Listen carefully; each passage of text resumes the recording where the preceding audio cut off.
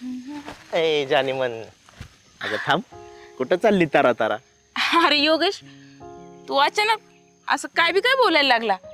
कसं आहे, मुक्या प्राण्यांसोबत बोलल्यावर जशी त्यांना समज यायला लागते ना, तसं आता मला बी कळते हळूहळू मनातलं.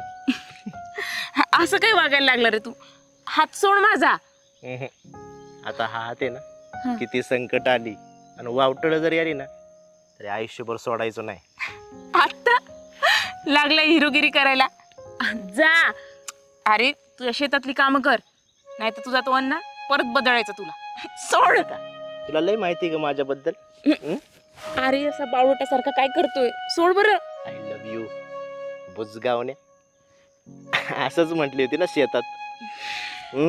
आठवतंय का? पण मी तर हे कसं हसते, बिलकुल माझ्या योगीसारखं. ते बी तुझ्यासारखंच आहे येड.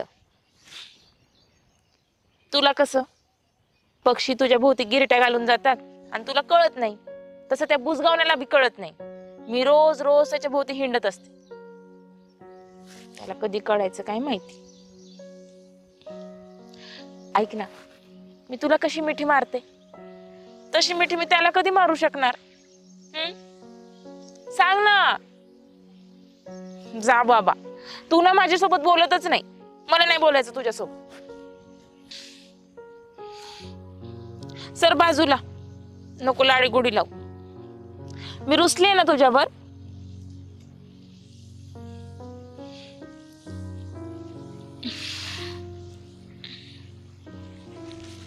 असं कसं रुसणार? तू तर माझं बुजगाव नाही ना.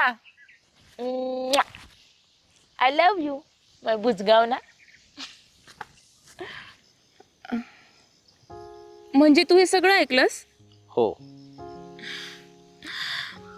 मग तू हे सगळं ऐकलं होतंस ना, मग तू मला येऊन का नाही बोललास?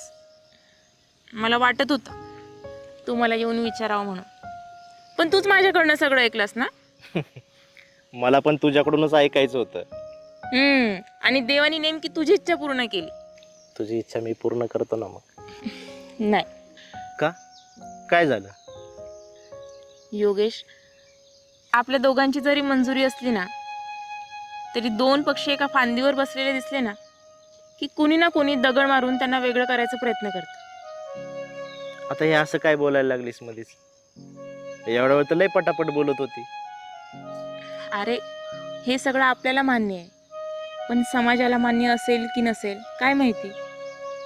आणि तुझ्या घरच्यांना, माझ्या घरच्यांना हे पटेल की नाही हे सुद्धा आपल्याला माहित नाही. स्नेहा, या सगळ्या गोष्टींचा विचार करायला अजून खूप वेळ आहे. आणि तू पण ना आनंदाच्या क्षणातच उदास करायला लागलीस. अरे आत्ता नाही, पण कधी ना कधी हे सगळं घडल्यावर आपण उदास होणारच ना. आणि त्याच्यापेक्षा आत्ता बोललेलं काय वाईट आहे?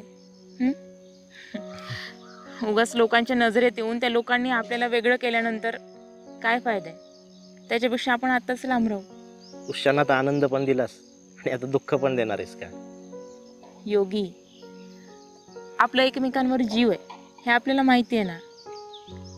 मग आत्तापर्यंत आपण जसं वावरत होतो ना तसंच राहू. आणि जोपर्यंत लग्नाचा विषय निघत नाही ना तोपर्यंत एकमेकाला हात सुद्धा लावायचा नाही. असं का? आणि लग्नाची वेळ आली आणि कल्टी मारली ना तर पळून नेला तुला. चालतंय, चला आता. चला.